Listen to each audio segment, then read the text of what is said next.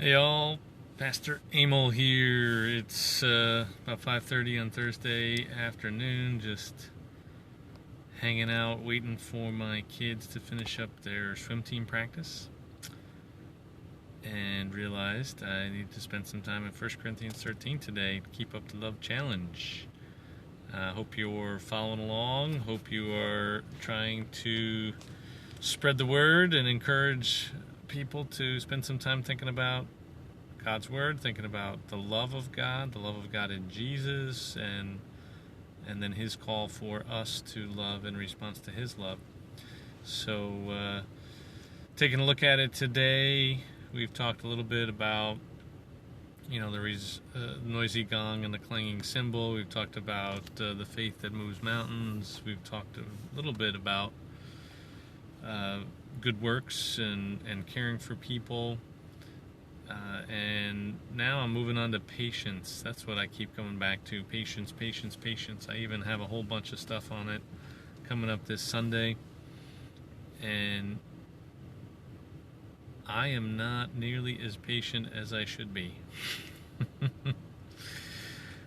I have struggled. We've got a new puppy. We told you about that. I told you about that a couple weeks ago now.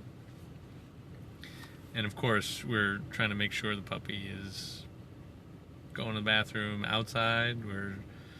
She was actually really good about a lot of things, but there were also a lot of other things that we're all adjusting. We're all just trying to figure this out. And as I've tried to be patient with the puppy, I've noticed that the limits on my patience are, I don't know what the right way to say it is. I have much less patience available than I thought. And adding more things has just exposed the fact that my tolerance, my threshold for continuing to be patient is pretty low. So just feeling like I'm being impatient with my wife and my kids. And I was sitting in the doctor's office today, and I'm sitting there getting impatient. Like, hey, okay, you brought me into this room. What's going on? We had a change to the schedule for swim team at some point, and I'm thinking, like, why didn't you tell us, what's going on? How come I didn't get an email? How come like kind of immediately going to these things and thinking, man, I've been reading 1 Corinthians 13 for a bunch of days now. And I'm telling everybody about love and how we need to love more and more and more and more. And I am not all that loving. I am not all that patient. And it's just sobering, really sobering.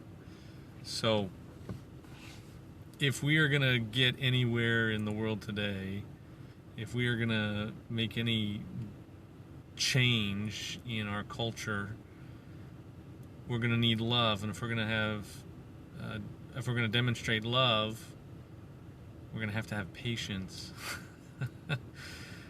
I don't want to spend too much time talking about sort of how we get there. If you're interested, check out the sermon on Sunday. We're going to talk a little bit about that.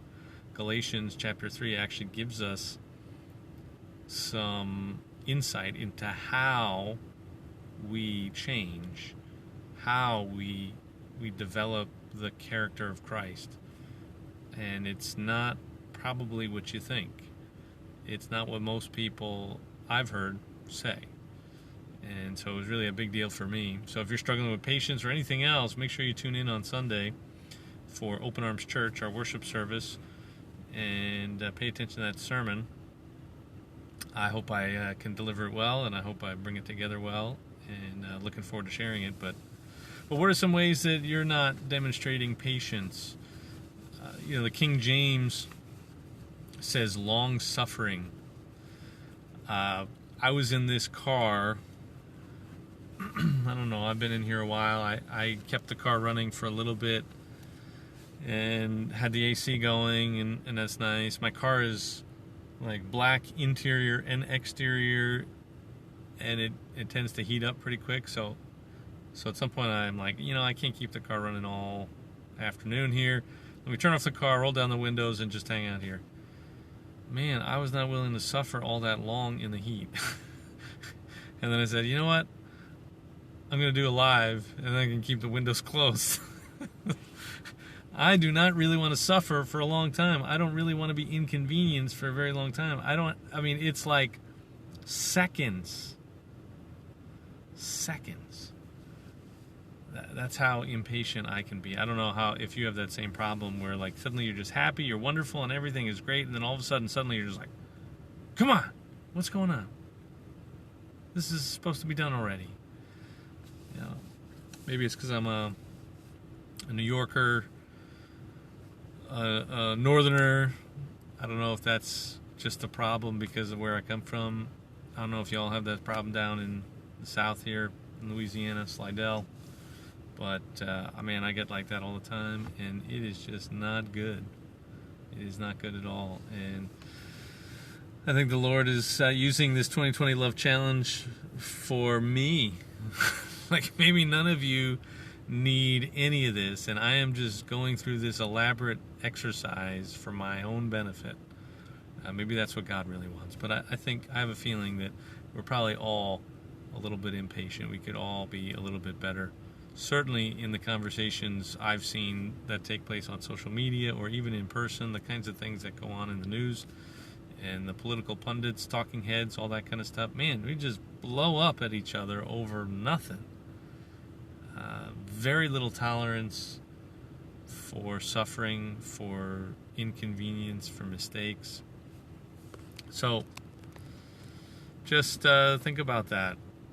Think about today, tonight, tomorrow, these next 13 days of this love challenge, or maybe all the way until the election. I think I'm going to keep something like this going until at least the election, probably 2020, because we're all going to be a little bit on edge. We're all going to be a little bit irritable. We're all going to be a little bit impatient, waiting to find out what's going to happen in so many different situations.